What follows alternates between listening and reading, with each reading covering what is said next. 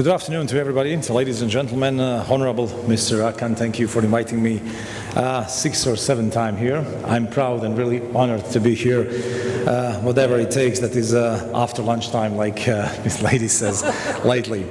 I do hope so that I will try to keep your attention here today, because I heard a lot of very good speeches specifically regarding to AI, digitalization, and the new world order, how the digital world making us better or maybe worse. Digital transformation is not being continuous and already evolves. We do not speak about companies, are they digital or not digital, but are the companies using digitalization and which is the level using of the digitalization and how they make companies much more competitiveness or not.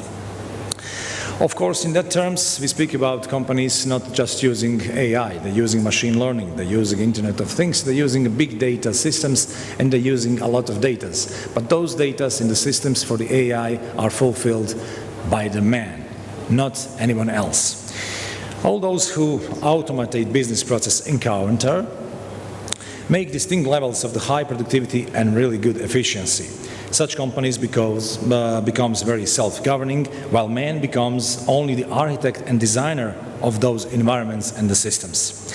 In the business world, digital transformation refers to everything, from the IT modernization, digital optimization, digital transformation. Let's say that we live in digital native enterprises.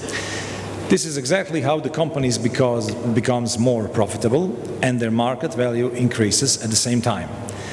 With introducing of digitalization, the business environment becomes more sensitive to all changes and allows them to respond to all changes in a timely manner before they become a problem.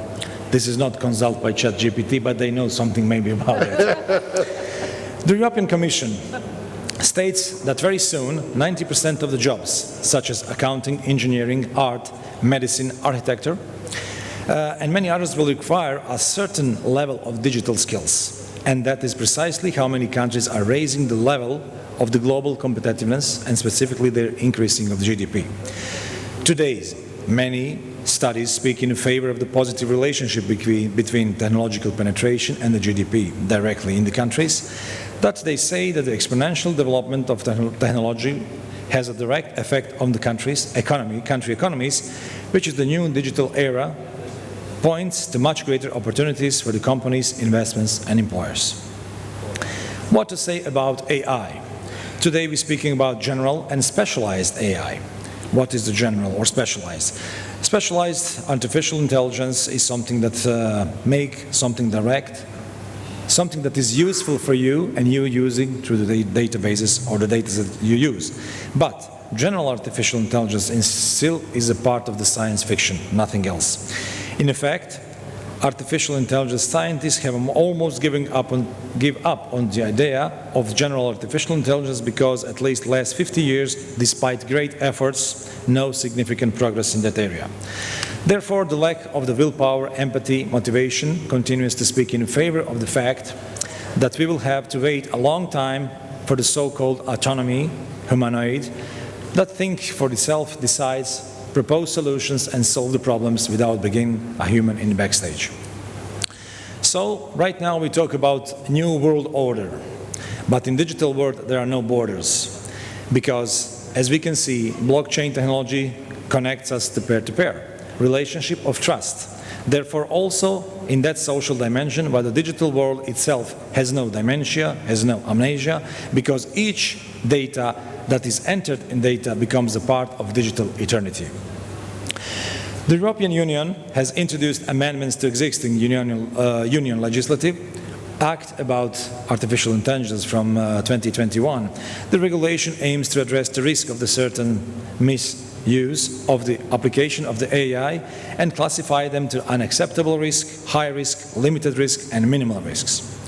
Regulation sets a common of the framework for the use and procurement of the AI equipment, AI systems in the European Union, and offers classification for those AI systems.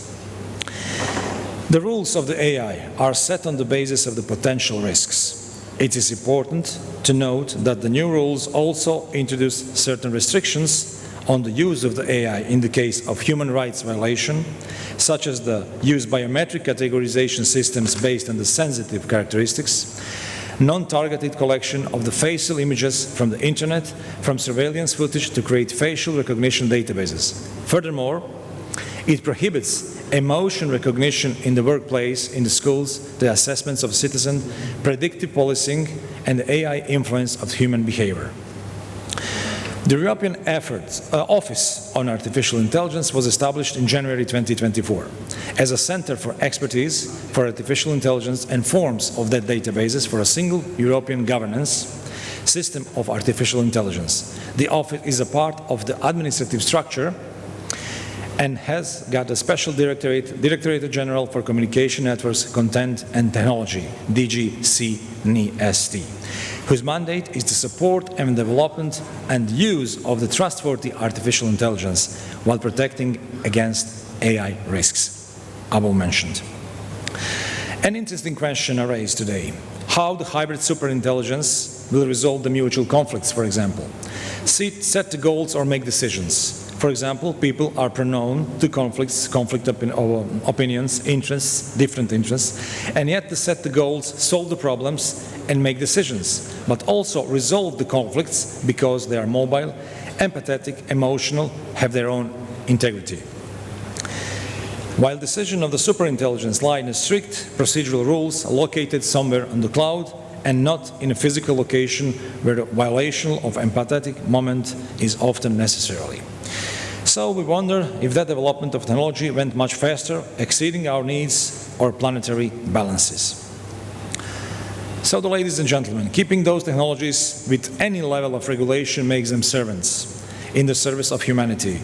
But succumbing to the fear of ignorance, hidden knowledge, non-public communication about the possible problems, the rules of these tools' creator are accepted, which lead them to autonomous systems of unlimited networking possibilities and the formation of so-called superintelligence or coalition intelligence that will escape any control.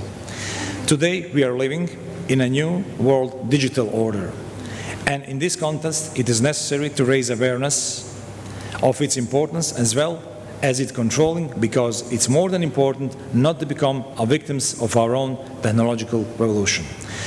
So, to my friend Mr. Akan, sincere congratulations to your 40 years of the Marmara Foundation and 28 years of this Eurasian Summit, and thank you for your after-lunch attention. Hey, dear Vuković, thank you.